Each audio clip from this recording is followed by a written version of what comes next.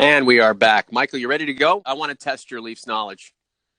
Okay. These might be softballs. They may not be. We shall see. And you will be judged and admonished or lauded. I played for the Maple Leafs. So this is famous NHL'ers, obscure Leafs. I just made this up last night when I was half asleep. It'll probably not work, but we'll give it a shot anyway. So I played for the Maple Leafs in the 01-02 season. 4 games. I was a goaltender.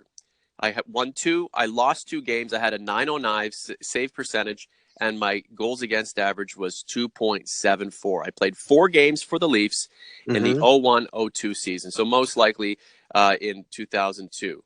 What is my name? That would be goaltender. That would be former NHL Calder Trophy winner and 2-time Stanley Cup winner Tom Barrasso. Woohoo! Congratulations, Mr. A. Nicely done.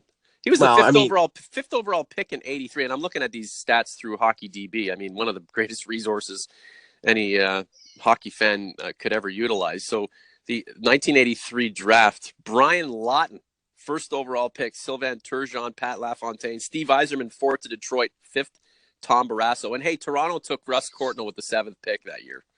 Yeah. That's not a bad pick, and remember, it's funny because followed the NHL. The Sabres had 6 first-round picks in 3 years, and I'd say arguably 3 of them are Hall of Famers or Hall of Fame caliber. I don't think Barrasso will ever get in the Hall of Fame because are those the Scotty Bowman years, Mike? Yes, was he coaching? Yeah.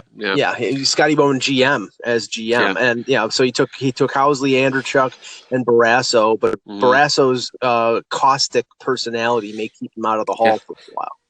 Yeah, I think it's Scotty Bowman when his numbers are finally dwindling. Is he going to admit that his one great regret is not leading the Buffalo Sabres to a Stanley Cup championship?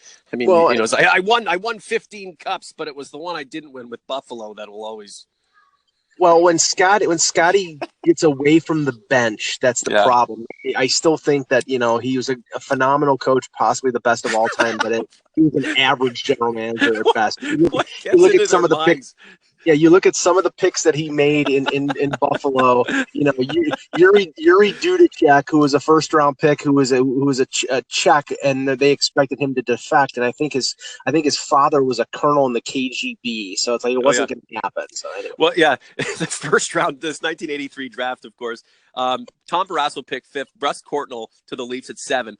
2 picks later, Cam Neely to Vancouver, and Buffalo had the 10th and 11th pick that year. Normand Lacombe. And Adam Creighton.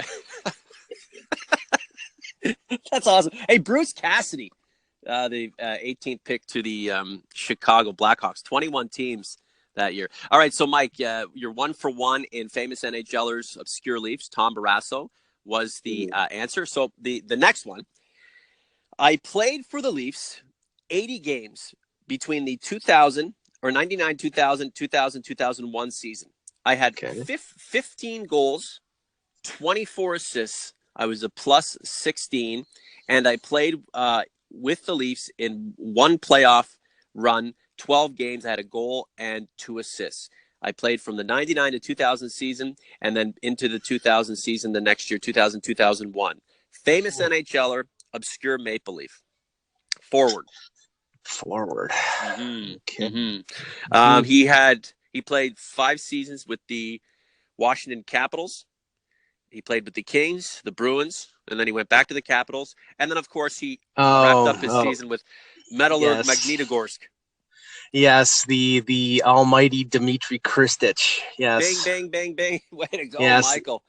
Well, I'll tell you, because every time you bring up, and when I wrote columns for Hockey Buzz regarding the biggest mistakes that the Maple Leafs made, the Dmitry Kristich situation was always near the top, because there was some sort of loophole. I never got the actual situation straight, but basically the Leafs, he was with Boston, and the Leafs were going to sign him.